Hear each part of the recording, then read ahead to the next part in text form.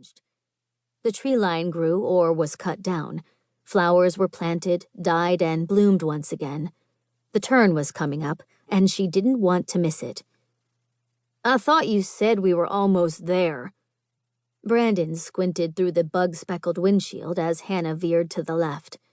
A little farther on Topsy Road, then she would turn down the gravel road that led past the Gingrich Drive.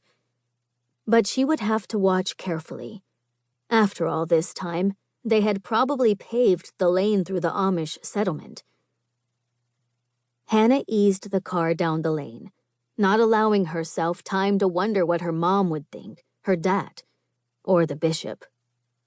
Gravel knocked against the bottom of the car. Going faster than 20 miles an hour was more than impossible.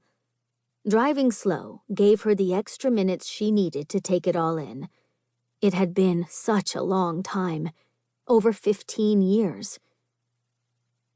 She spotted the fence before the road and the sign made of slats of siding, carefully hand-lettered to state that local honey, goat milk soap, jellies, jams, and storage sheds were available for sale.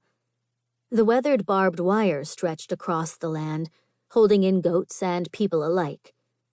How could it be that after 15 years, the sign was still the same, the fence the same, the road still gravel?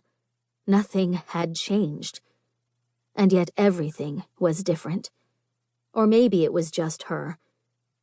She had been so glad to see the last of this place, with its run-down houses and dust that seemed to coat everything, no matter how many times she swept and mopped. Theirs was one of the most conservative sects, not even allowing indoor plumbing or slow-moving triangles on the backs of their buggies. She turned off the motor, then sighed. She knew everyone in the house had heard their arrival. The sound of an engine wasn't the most uncommon sound in a plain community, but at this time of day, it would only be a matter of seconds before someone peeked out the window, came out onto the front porch to make out the identity of their unexpected visitor. The thought made her heart pound, her mouth dry, and her palms damp. What was she doing here? Just what? "Is this it?" She nodded, unable to get a word past the lump in her throat. She could only imagine what it looked like through his eyes. She had grown up here.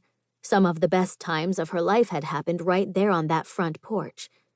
But those were all wrapped up with the worst times.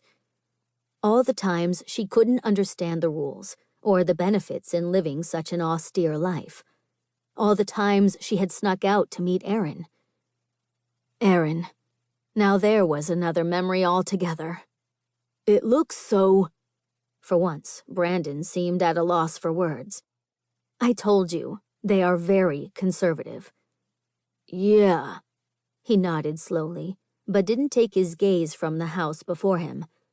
Like most in the area, the house was white, plain, and covered with siding. The barns and outbuildings were protected with the same corrugated tin, though in a deep red. Only the orange dust that floated so freely about took the edge off the contrast. Once again, the truth of her situation slammed into her. How was she going to make it through? Surely there was another way. She should be able to come up with some plan that would keep her from having to crawl back home on her hands and knees. The car's engine gave one last knock, as if it had traveled its last mile. She'd had to crawl back almost literally, and there was no other course of action she could take. Mitch had seen to that. But there were things she could have done. She should have written more. She could have waited for a response.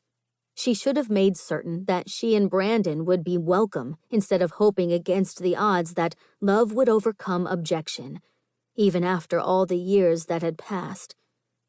But just how did a person say, "I have no place to go. I need to come home. Can I stay?" And what would she have done if they told her she wasn't welcome? "Let's get this over with," Brandon grumbled and opened his door. Hannah didn't bother to correct his attitude as she got out of the car and turned toward the house.